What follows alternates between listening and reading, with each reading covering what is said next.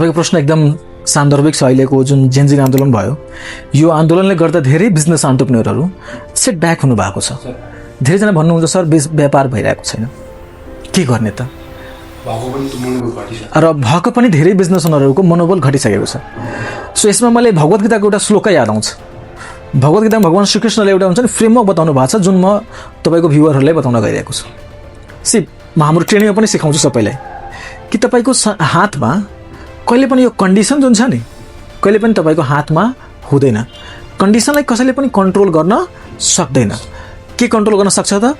New action control गर्न सक्छ। कुनै पनि घटना घटिहाल्छ, घटना घट्नुमा थोरै समस्या हुँदैन।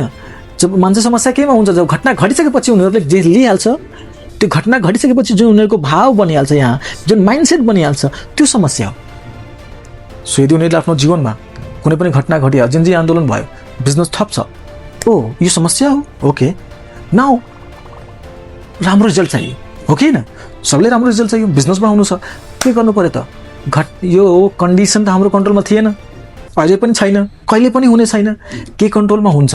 तपाईँको एक्सन तपाईँको कन्ट्रोलमा हुन्छ। सो यदि तपाईँ जो कोही पनि आफ्नो लाइफमा बेटर रिजल्ट चाहनु भइरहेछ भने घटना घटिसकेपछि त्यसपछि बेटर एक्सन लिनु पर्यो। न्यू पोजिटिभ रिजल्ट चाहियो भने न्यू पोजिटिभ एक्सन लिनु पर्यो। यसलाई भनिन्छ condition plus new action is equal to new reaction. Condition plus new action is equal to new possibility. तपाईँलाई न्यू पोसिबिलिटी चाहियो, बेटर रिजल्ट चाहियो भने तपाईँ कन्डिसनलाई कहिले पनि कन्ट्रोल गर्नमा नजानुहोस्, अदरवाइज तपाईँ जहिले पनि दुःखी हुनुहुन्छ।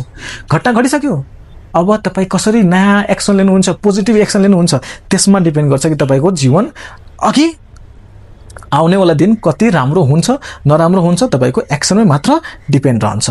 सो त्यही भएर हरेक एन्टरप्रेन्योर बिजनेसम्यानले अहिलेको समय के हो भने अब के गर्ने त? Next new better framework use गर्ने। अलवेज नेक्स्ट न्यू बेटरमा जाने।